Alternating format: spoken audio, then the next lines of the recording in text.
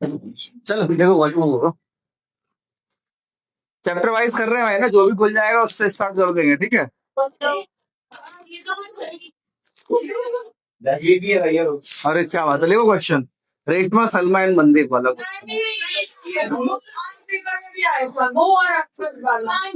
ये ट्रायल था, अब नहीं होगा, ठीक है। ये जो भी खुल जाएगा तो रेशमा सलमा मंदीप फिर से आ गया।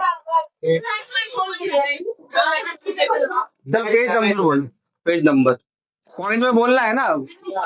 चलो ठीक, good.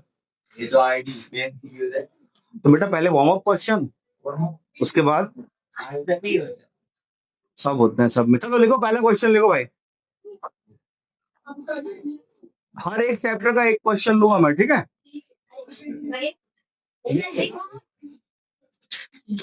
Find the value of 0.23 के ऊपर बार। चलो देखो question, find the value of 0.23 के ऊपर बार प्लस 0.22 के ऊपर बार।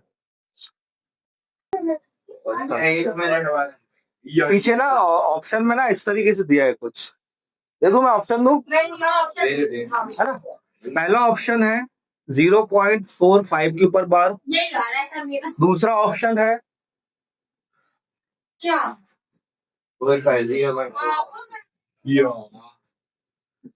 नहीं मैं इसलिए नहीं देखा आपको कि आपने आंसर बोला, मैं इसलिए देखा कि आपने जिस तरीके से आंसर बोला उस तरीके से मैंने आपको देखा है। आपने इसको 2 को 3 से प्लस कर दिया और इसको इससे प्लस कर दिया, ऐसे कुछ करा क्या? हाँ, वो आपकी शक्ल बता रही है कि ऐसे आंसर किया आपने। इसमें भले ही वो फिट हो गया हो बट हर क्वेश्चन में फिट नहीं होगा, ठीक है। हाँ यही हो, देख लो भाई, इसको नहीं बना। हाँ तो 0.23 को कैसे चेंज करोगे, x इज इक्वल टू क्या लिखेंगे, 0.2323 डैश डैश चलता रहेगा, इसको इक्वेशन नंबर 1 दिए। फिर पॉइंट के बाद कितने नंबर रिपीट हो रहा है, 2 नंबर है ना, तो 100 का मल्टीप्लाई करेंगे, 3 रिपीट होंगे तो 1000 का, एक रिपीट होगा तो 10 का, तो 100 का मल्टीप्लाई किया तो कितना हो जाएगा, 100x is equal to 23.2323 dash dash dash equation number 2। Equation 2 और इक्वेशन 1 को माइनस कर दो, तो 100 माइनस कितना हो जाएगा, 199x इज इक्वल टू 23, और पॉइंट के बाद सभी नंबर क्या हो जाएंगे, 0, तो x की वैल्यू आ गई 23/99। अब सेम प्रोसेस जब आप इसमें करोगे अप्लाई, तो ये भी कितना आएगा, ये आ जाएगा कितना, 22/99 प्लस कर दो 23/99, तो कितना हो जाएगा 45/99, मतलब क्या हो जाएगा आंसर 0.45 के ऊपर बात। हाँ तो नहीं है, देखो भाई नेक्स्ट क्वेश्चन निकाल के रख लिया। क्वेश्चन है मैं लिख देता हूँ क्वेश्चन, अब मैं बोल 0.00243 to the whole power 3/5 plus 0.0256 whole power 3/4। बोल रहे हो 243। अब मैं अगर बता दूंगा ये आपको तो फिर क्वेश्चन में बचा क्या, फैक्टराइजेशन मेथड्स आपने पढ़ी है, लगाओ निकालो फैक्टर।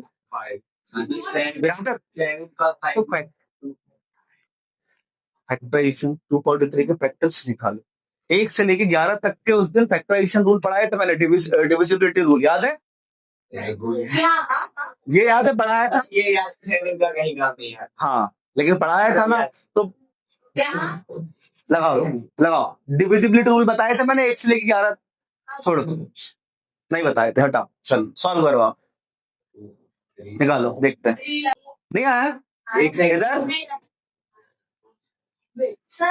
मैंने ये कहा कि इसको फ्रैक्शन में चेंज कर लो, कैसे करेंगे ये, हाँ हाँ 243 अपॉन ये पॉइंट का 1 कितने जीरो लगे हैं, 5 0, 2 कहाँ है बे, अच्छा ये कोई बात नहीं, सॉरी मेरा ही क्वेश्चन गलत, कितने नंबर है पॉइंट के बाद, आपका आंसर सही है, नहीं बोलो आंसर तो बोलो, मिला 0.091 है ऑप्शन, इसमें एक्सपोनेंट 2 लगेगा, हाँ तो इसको हम लिख सकते हैं 1 और पॉइंट के बाद कितने नंबर है तो 5, तो 10 टू दी पावर कितना हो जाएगा 5। डायरेक्ट लिख दो इसको, चलो नहीं लिखूंगा तो क्या लिख दो 1 2 3 4 5 नहीं ये आएगा 256 upon 1 2 3 4 upon 3 to the power 4। अब मैंने आपको बताया था ऐसा नंबर यहाँ लिखना जिसकी पावर कितनी आए 5। तो आप जब फैक्टराइज करोगे तो 3 टू दी पावर क्या लिख सकते हो इसको आप 5 और ये है 10 to the power 5 whole power 3/5 plus 256 मतलब 4 टू दी पावर 4। अब यहाँ कितना है डिनोमिनेटर में 4 है तो 4 टू दी पावर क्या लिखेंगे 4 10 टू दी पावर 4। यहाँ डिनोमिनेटर में क्या लिखा हुआ है हाँ दे देगा बेटा आपको भी यहाँ 256 की पावर जो है 256 की पावर में डिनोमिनेटर में क्या है 4 है मतलब एक ऐसा नंबर लिखना है जिसकी पावर कितनी होनी चाहिए 4 और कितना है हाँ तो 4 की पावर 4 ऐसे 10 की पावर 4। अब लॉ पढ़ा है a upon a to the power m upon b to the power m। भैया ये स्टेप लिखना जरूरी होगा समझ में आ रहा भैया एक ये लिखना पहले ही ये सब कर लिया तो अगर मुझे सेक्शन में नहीं दिया फिर ये सब कुछ कर दो तो फिर ब्रिलियंसी वाली बात से कर सकते क्या दिक्कत है भैया ये वाला ये वाला मतलब समझा नहीं जैसे पहले पावर पहले तो आपका बड़कपन है ना चलो आपका बड़कपन है वो कोई नई बात नहीं चिंता मत करो। तो इसको ऐसा लिख सकते हैं a upon b whole power m। तो ये 3 to the power m 10 to the power m को लिख लिया 3 अपॉन 10 टू दी पावर 5 और उसके ऊपर से कितनी पावर है अरे यार प्लीज शांत रहो प्लीज यार कुछ समझा रहा हूँ तब तो एटलीस्ट शांत रहो बेटा 3 to the power a upon b की होल पावर कितनी लिखी अपन m और उसके ऊपर पावर कितनी है 3 अगले मैं स्टेप में कर दूंगा ये 4 अपॉन 10 टू दी पावर 4 और उसकी पावर कितनी है 3/4। अब पावर के ऊपर power a to the power m to the power n is equals to क्या होता है a to the power m into n multiply होता है ना पावर का तो 3 upon 10 to the power 5 into 3/5 5 से 5 कट प्लस 4 अपॉन 10 4 इंटू 3/4 4 से 4 कट क्या बचा नंबर यहाँ पर 3 अपॉन 10 टू दी पावर 3 3 की पावर 3 बची और 10 की पावर भी कितनी बची 3 3 की पावर 3 कितना होता है अपॉन 10 की पावर 3 मतलब प्लस 4 की पावर 3 मतलब 64 अपॉन 1000 ऐड कर दो कितना हो जाएगा 91 अपॉन 1000 0.091 करेक्ट है। नहीं बेटा मैं तो ऐसे मज लेने के लिए करवा रहा हूँ आप लोगों को ये आया है ये क्वेश्चन बेटा लिखो if x is equals to 2 plus 3 x is equals to 2 plus क्या बोला मैंने 3 √3 लिख लो then find x plus 1 upon x। और एक बात बोलूं भाई जैसे मैं समझा रहा हूं ना यहाँ पर थोड़ा सा शांत रह लो क्या हो रहा ना उसमें जिसको समझ में नहीं आ रहा ना उसको समझ में तब भी नहीं आ रहा है चक चक पक पक से थोड़ा सा शांत रहोगे तो एटलीस्ट मैं समझा पाऊंगा अच्छे से जी बोलो और आंसर हाँ करेक्ट। अब देखो जिसका नहीं हो कैसे करना है सबसे पहले x की वैल्यू आपको दी है जो हम यहाँ पर पुट कर सकते हैं 1 अपॉन x नहीं है तो हम जो हमें गिवन दिया है x is equal to 2 plus √3 यहाँ हम क्या करेंगे रेसिप्रोकल करेंगे बोथ साइड तो हो जाएगा 1 upon x is equal to 1 upon x is equal to 1 upon 2 plus √3।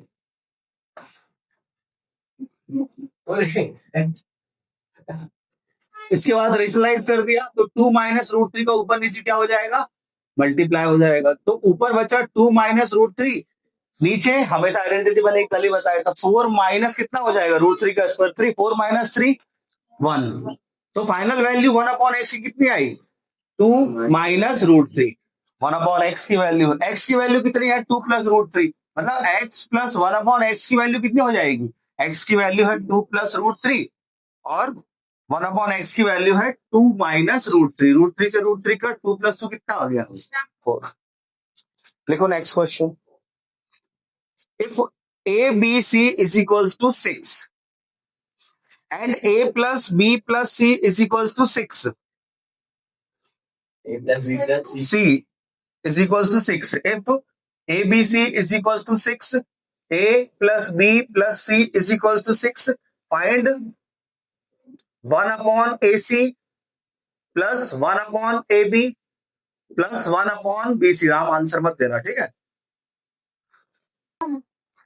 LCM लो इसका एलसीएम लो, एलसीएम लो दीदी, इन तीनों का एलसीएम कैसे लेते हैं नहीं बताना, कोई दिक्कत नहीं, लेकिन अब बता रहा हूं तो उसको याद रखो। सिंपल चीज है ये, देखो ये सब प्रोडक्ट फॉर्म में लिखा है। प्रोडक्ट फॉर्म में क्या होता है, ऐसे ए कितने बार लिखा है 2 बार, वो 3 बार या 4 बार भी लिखा होता ना तो उसकी जो हाईएस्ट पावर है ए की वो अपन लेंगे। हाईएस्ट पावर कितनी है कि 1 ही है तो 1 ले लेंगे। बी की हाईएस्ट पावर क्या है तो वो ले लेंगे। सी की हाईएस्ट पावर क्या है तो फाइनल क्या आ गया एलसीएम एबीसी। अब एलसीएम के बाद वाला फंडा पता है कि नहीं पता, निकालो और सॉल्व करो। चलो भाई इधर देखो अब क्वेश्चन खाली से हो गया तो आपका हुआ ना भाई, इधर बच्चे ना अभी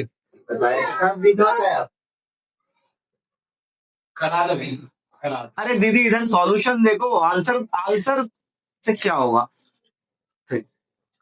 एलसीएम ले लिया क्या हो जाएगा ए बी सी। एलसीएम कैसे लिया बताया ना, समझ में आया। अब नेक्स्ट इसके बाद का कंडीशन, सबसे पहले इस एसी को ए बी सी से डिवाइड कर दीजिए। ए से ए कट जाएगा, सी से सी क्या बचा बी। ए बी को ए बी सी से डिवाइड करो, ए से कट गया ए, बी से कट गया बी, क्या बचा सी। ऐसे यहां पर जब करोगे तो क्या बचेगा ए प्लस बी प्लस सी बचा फाइनल ऊपर, कितनी उसकी वैल्यू 6, नीचे फाइनल आंसर 1। 6 अपॉन 6 मतलब 1। मैं ये टफ टाइप के क्वेश्चन इसलिए करवा रहा हूं ताकि मैं उसमें जो फंडे यूज हो रहे हैं वो बता सकूं, ताकि आप अब ऐसे फुद्दूलाल से क्वेश्चन करा दूंगा कि लो भाई बताओ इसकी सॉल्व करके क्या होगा, तो अब मैं क्या बोलूं, आइडेंटिटी लगा के बता दोगे आप बस। समझो चीजों को, कुछ लोगों के चेहरे डरा रहे हैं मुझे। If a cube plus bracket में बी माइनस ए का cube minus b cube is equals to k bracket में a minus b, find the value of k. देखो भाई इधर अब रिकॉल कर रहा हूं, जरा ध्यान से समझना। एक आइडेंटिटी पड़ी थी a cube plus b cube plus c cube minus 3abc is equals to, अब वो तो जगह नहीं इसलिए यहां लिख देता हूं, a plus B plus c पहले ब्रैकेट में a square plus b square plus c square minus a b minus b c minus c है। ये आइडेंटिटी पड़ी थी अपन ने। इसमें एक कंडीशन दी थी कि if A plus B plus C is equal to 0, अगर A plus B plus C की वैल्यू कितनी हो जाती है 0 हो जाती है, तो वहां पर a cube plus b cube plus c cube की वैल्यू कितनी हो जाती है 3abc। करेक्ट है। अगर हम उस क्वेश्चन को इससे कंपेयर करें तो अब ये ए में लिख दी आइडेंटिटी, आप समझना छोड़ दे, क्योंकि अगर आइडेंटिटी अगर क्वेश्चन में एबीसी ऑलरेडी है तो आइडेंटिटी पर एक्स वाई जेड में लिखो, सिंपल सा करना ताकि कंपेयर अच्छे से कर पाओ। तो आप थोड़ा सा मानो कि एक्स वाई ऐसा है ये identity, X cube plus Y cube plus Z cube is equal to क्या हो जाएगा 3xyz। तो जब उस क्वेश्चन से हम कंपेयर करेंगे तो कुछ ऐसा हो जाएगा, ये ए cube plus B minus a का क्यूब, और इसको ऐसा लिख ले प्लस माइनस बी का क्यूब। माइनस बी का क्यूब क्या होगा माइनस बी क्यूब। तो अब यहां से कंपेयर करेंगे तो x की वैल्यू कितनी हो जाएगी, x की वैल्यू a, y की वैल्यू कितनी हो जाएगी और z की वैल्यू कितनी हो जाएगी माइनस बी। अब हम x plus Y plus Z का सम निकाल रहे हैं, कितना आता देखते हैं। तो a plus B minus A और plus minus minus B, B से बी ए से ए, क्या आ गया मतलब X cube plus Y cube plus Z cube, ये इज इक्वल टू कितना होना चाहिए 3xyz होना चाहिए। तो इसके इक्वल में कितना आना चाहिए, इसके इक्वल में ये 3x, x की वैल्यू क्या थी 8, y की वैल्यू b माइनस, और z की वैल्यू क्या है, माइनस b, 3a। अब इसको ऐसा लिख सकते हैं, माइनस साइन कॉमन निकाला आपने तो ये हो जाएगा a minus B, minus sign common निकालने के बाद, और माइनस बी इसको लिख रहने दो ब्रैकेट में, ठीक है। ऐसे ही देखो भाई, इसको समझ में नहीं आया, ये b माइनस ए था, माइनस से पहले लिख दिया फिर प्लस बी, अब माइनस साइन कॉमन निकाला तो अंदर का साइन क्या हो जाएगा, चेंज, मतलब b माइनस ए में जब मैं माइनस साइन कॉमन निकालूंगा तो वो क्या बन जाएगा, a माइनस बी, ये बन जाएगा minus B, minus sign common, अब सब मल्टीप्लाई में है तो माइनस माइनस क्या होगा, प्लस, तो 3ab ब्रैकेट में a माइनस बी, कंपेयर करो क्या हो जाएगी, वैल्यू 3।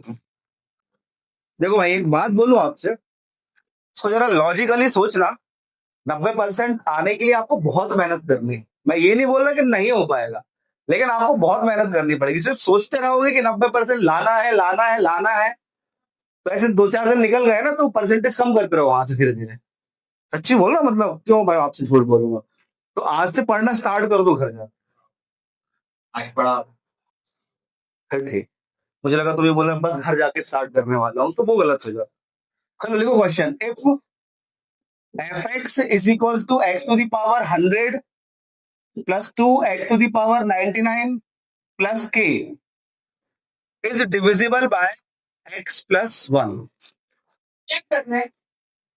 क्वेश्चन कंप्लीट नहीं हो गया, fx is equals to this is divisible by x plus 1, find the value of k।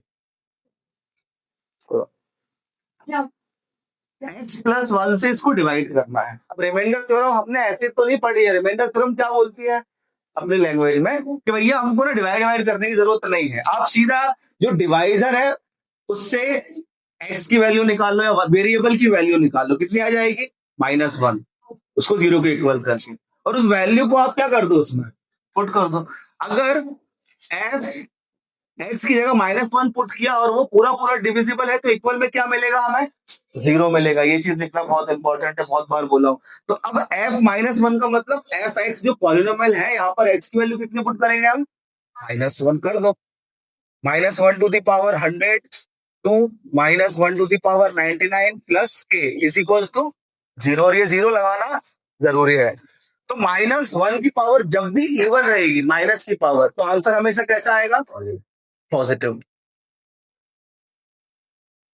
1, और -1 की पावर ऑड नंबर रहेगी तो आंसर कैसा आएगा, नेगेटिव, मतलब -1 प्लस के इज इक्वल टू 0। तो 1 ये कितना हो जाएगा, -2 प्लस के इज इक्वल टू 0, ये कितना हो जाएगा, -1 प्लस के इज इक्वल टू 0, देन के इज इक्वल टू कितना हो गया, ट्रांसफर करा तो 1। लिखो नेक्स्ट क्वेश्चन, द पॉइंट, अच्छा क्वेश्चन है, इसको आप स्टार मार्क कर सकते हो।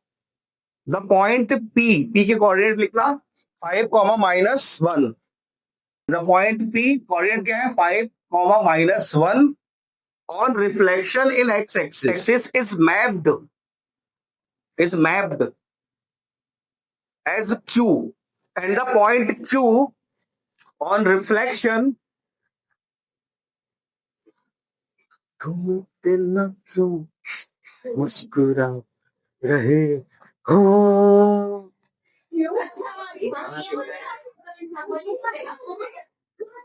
नहीं मैं इधर क्वेश्चन बोल रहा हूँ, वो हंसते जा रही है, मैं क्वेश्चन बोल रहा हूँ, वो हंसते जा रही है। चलो लिखो क्वेश्चन, कहाँ तक लिखा था भाई, कौन सा रिफ्लेक्शन, दूसरे वाला रिफ्लेक्शन है ना ये, हाँ, Q on reflection in y-axis is mapped as R,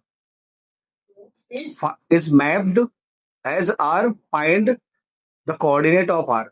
यार देखो आप ना एक भी क्वेश्चन में आप सॉल्यूशन स्टार्ट नहीं कर रहे हो, मैंने आपसे ये चीज बोली ही नहीं है कि मुझे सही सॉल्यूशन चाहिए, अब करो तो, आप करते ही नहीं हो, पॉइंट को प्लॉट करते आता है, इतना ही कर दो, यही बहुत बड़ा अचीवमेंट हो जाएगा। एक कदम तो चलेंगे हम क्वेश्चन की ओर, भले ही गलत चले, करो करो, क्वेश्चन नहीं समझ में आया तो मैं समझा देता हूं आपको। एक पॉइंट पी है, इसके कोऑर्डिनेट आपको दिए हैं, इसका रिफ्लेक्शन किस एक्सिस से, एक्स एक्सिस से, बन रहा है क्यू पॉइंट पर, और वो जो क्यू पॉइंट बना उसका रिफ्लेक्शन वाई एक्सिस से बन रहा है आर पॉइंट पे, तो उस आर पॉइंट के कोऑर्डिनेट चाहिए हैं। अब रिफ्लेक्शन कैसे होता है वो तो पढ़ाया है मैंने आप लोगों को, बनना चाहिए। सर जो पढ़ाया है वो मुझे पता होता मैंने क्या पढ़ाया है। 0,9 है ऑप्शन में, 0,9 है ऑप्शन में, ठीक। अब एक बार बोलने से मुझे सुनाई दे देता है, उसको बार बार बोलने से ऐसा पी की वैल्यू कौन है? आपने पी की वैल्यू कुछ हाँ रहता है। तो फिर है 0, तुम ना अपने क्रिकेट की तरह आंसर बदलते हो यार। अरे तो वैल्यू बदल दी तुमने क्या लिखा था? -5 मैंने नहीं बदली, यही लिखा था मैंने। तो किसका है? चलो देख लो भाई, सबसे पहले हमने क्या किया, कोऑर्डिनेट एक्सिस बना ली और उस पर ये पॉइंट प्लॉट कर देख लेते हैं। ये 0 सबको पता है, ओरिजिन इस साइड पॉजिटिव होते हैं, 1 2 3 4 5 3 4 5, -1 -2 -3 -4 -5, यहाँ 1 2 3 4 5, -1 -2 -3 -4 -5, ये नंबर इस साइड लिखता है, ऐसा रूल नहीं लिखना। 5 और -1 कहाँ प्लॉट होगा? 5 है एक्स एक्सिस में और 1 है -1 है वाई एक्सिस में, ये पॉइंट होगा लगभग लगभग इधर कहीं प्लॉट। ये पॉइंट है पी। पी का रिफ्लेक्शन, रिफ्लेक्शन इसका दो जगह बनेगा, एक इस साइड बनेगा और एक बनेगा उस साइड।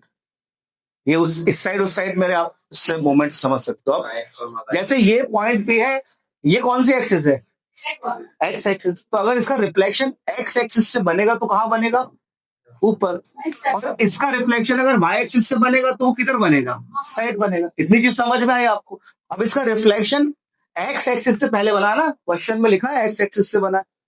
एक्स एक्सिस के इसका रिफ्लेक्शन कहाँ बनेगा? वो जितने जो बोला था वो अच्छी बात बोली थी कि उतने ही डिस्टेंस पर बनेगा जितने वो है एक्चुअली में। तो यहां से कितना है भाई? 5 यूनिट। और इस साइड कितना है? यहाँ से 1 यूनिट। जब ऊपर जाएगा तो ऊपर कितना हो जाएगा? 1 यूनिट। तो ये आ जाएगा पॉइंट लगभग इधर पे। ये पॉइंट का नाम क्या है? क्यू। अब इस पॉइंट के कोऑर्डिनेट कैसे लिखोगे? 5,1 पॉजिटिव हो जाएंगे दोनों। अब जो क्यू पॉइंट आया उसका रिफ्लेक्शन बन रहा है वाई एक्सिस से, ये है वाई एक्सिस। तो अब बनेगा रिफ्लेक्शन किस साइड? इधर। तो वो पॉइंट कौन सा है? आर। उसी पॉइंट का कोऑर्डिनेट बताना है। तो कितने डिस्टेंस है यहाँ पर? 5 यूनिट पे। तो यहाँ से भी कितना डिस्टेंस हो जाएगा? 5 यूनिट का रिफ्लेक्शन बताने की इसका रिफ्लेक्शन बताना है। इसका बताना होता तो इतना लंबा रास्ता क्यों ले जाता हूँ? तो कितना हो जाएगा इधर? ये हो जाएगा डिस्टेंस 5 यूनिट और 1। तो इसका इधर नहीं बनेगा, याद रखना, इस साइड बनेगा सेकंड क्वाड्रेंट में। तो हो जाएगा कितना? इधर गई तो ये हो जाएगा -5,1। किसने दिया था ये आंसर? चलो लिखो, if 2k -1 k, if 2k -1 k, ये k है भाई, क्या k है? k is solution of equation 10x minus 9y is equals to 12. Find k. मुझे लगता है कभी कभी आप ना अब खुद आंसर देते तो उससे दिक्कत इतनी नहीं होती, इतना दूसरे आंसर जल्दी दे देते तो उससे दिक्कत हो जाती है, उससे डर जाते हो आप। तो मैं कहा हूँ भाई, देखिए चलो ठीक है, छोड़ो। आया आंसर कितना? चलो भाई, तू आया? किसका नहीं आया आपका? देख लो आप, 2k -1 और के, ये हो जाएगी x की वैल्यू और ये हो जाएगा y की वैल्यू। पुट कर दो भाई, 10 इतना ही बहुत है। x की जगह पुट कर दिया -9, y की जगह कितना पुट कर दिया? k is equal to 12। अब इस 10 का मल्टीप्लाई हो जाएगा ब्रैकेट ओपन। 20 के माइनस 1 दोनों में होगा, माइनस ये 9 के है इज इक्वल्स टू 12। 20 के माइनस 9 के कितना हो जाएगा 11 के, उधर चला गया उस साइड तो कितना हो जाएगा 22। तो के की वैल्यू कितनी हो गई? तो ऐसा क्यों? बनता नहीं है। देखो भाई, जिसको चैप्टर में डाउट हो तो आप एक्स्ट्रा क्लासेस में आके पूछ सकते हो। 3 बजे वो जब डाउट होता है तब, भैया को पर्सनली बोलना पड़ेगा। हाँ उसके लिए पर्सनली बोलना पड़ता है। पर्सनली पैसा नहीं लेता मैं, ये तो आप लोग बता दो कोई फाइन।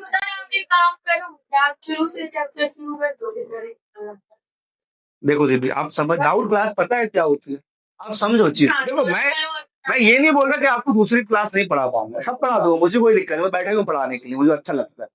होगा क्या कि जो कंडीशन अभी 6 बजे हो रही है ना, वही की वही कंडीशन आपकी डाउट क्लास में हो जाएगी, फिर लगने लगेगा अरे वही तो 1 घंटा पढ़ रहा है यार। डाउट क्लास मतलब आपको जो नहीं बन रहा आके पूछो, मैं आपको विस्तार से बताऊंगा वो चीज, ये होती है डाउट क्लास। अब अगर डाउट क्लास नहीं हो गई, एक वो सेकेंडरी क्लास हो गई, फिर आधे लोग बोल रहे हैं कि हम धीरे धीरे करके पूरे शिफ्ट हो गए डाउट में। हो क्या रहा है, कुछ लोग 6 बजे आ रहे हैं, कुछ लोग बोले 3 ही बजे आएंगे। मैं आज एक ही बैच जाता हूँ, दूसरा बैच नहीं जाता। समझ, वो सेकेंडरी बैच बन गया मेरा। भाई सेकेंडरी बैच नहीं है, डाउट क्लास। आपका डाउट लेकर आओ, पूछो। अब डाउट छोटा हो चाहे बड़ा हो, मैं समझाऊंगा ना आपको।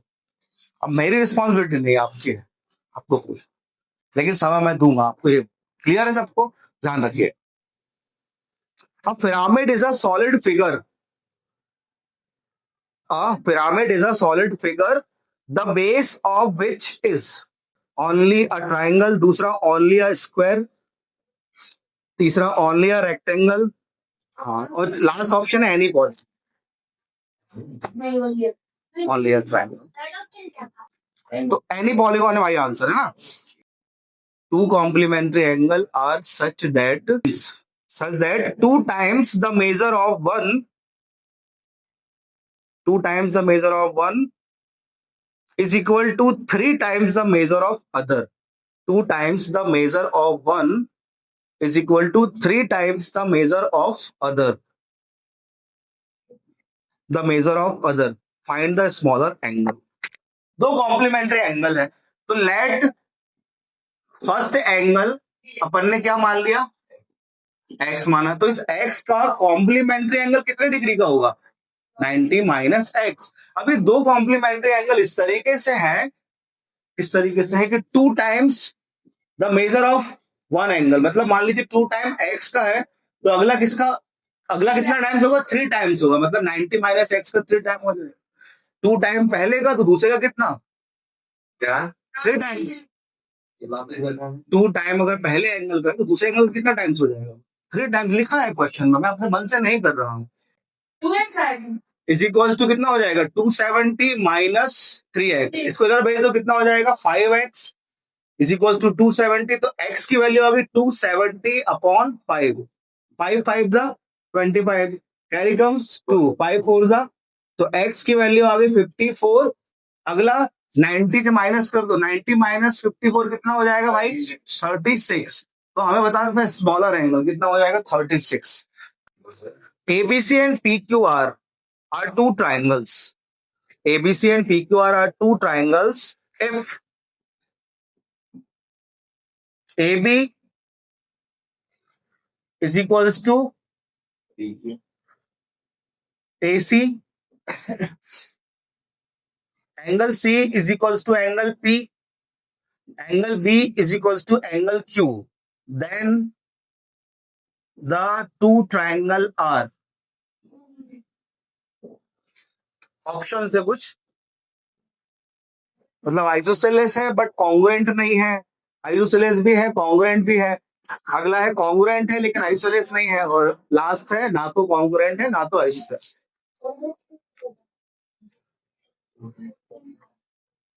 मिल बांट के क्वेश्चन करने से हमेशा अपनी शक्तियां कम होती हैं, ध्यान रखिएगा।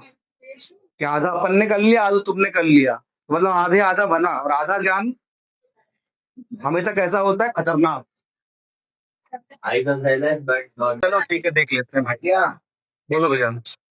Congruent but not isosceles. Congruent है लेकिन आइसोसेलेस नहीं है। हाँ Congruent but not isosceles. ये दो ट्राइंगल एबीसी और पीक्यूआर, ठीक है। एबी और एसी आपस में कैसे हैं? इक्वल हैं। एंगल सी किसके इक्वल है? एंगल सी इक्वल है एंगल पी के। और एंगल बी किसके इक्वल है? एंगल बी इक्वल है एंगल क्यू के। क्लियर है इतनी चीज? अब पहले ट्राइंगल में एबी और एसी दो साइड इक्वल है, मतलब आइसोसेलेस तो ये है। अब दूसरा वाला आइसोसेलेस है कि नहीं पहले वो पता लगा ले। सॉरी, तो इस ट्राइंगल की भी दो साइड कैसे होनी चाहिए? इक्वल होनी चाहिए, तभी तो वो क्या होगा? आइसोसेलेस होगा। तो भाई बी जो है वो किसके इक्वल है? क्यू के। देखो यहां पर इधर देख लो ना भाई, ए बी और ए सी इक्वल होने से एंगल बी किसके इक्वल हो जाएगा? एंगल सी के। और बी और सी इक्वल है, मतलब बी की जगह क्या लिख सकते हो आप? क्यू। और सी की जगह क्या लिख सकते हो आप? पी। मतलब पी और क्यू एंगल पी और एंगल क्यू, ये भी कैसे है? इक्वल है। अब ये दोनों इक्वल है तो इनकी अपोजिट साइड्स कैसे होगी? इक्वल। मतलब पी आर किसके इक्वल होगा? क्यू आर के। मतलब ये ट्राइंगल भी कैसा हो गया? आइसोसेलेस हो गया। अब क्या कॉन्ग्रुएंट है? Criterion. कॉन्ग्रुएंट में Isosceles but not कॉन्ग्रेट की कोई भी वो नहीं लग रही ना। इस ट्राइंगल की कोई भी साइड इस ट्राइंगल के इक्वल नहीं है, इसलिए क्या है? ये कॉन्ग्रुएंट नहीं है। लेकिन आइसोसेलेस एंगल है।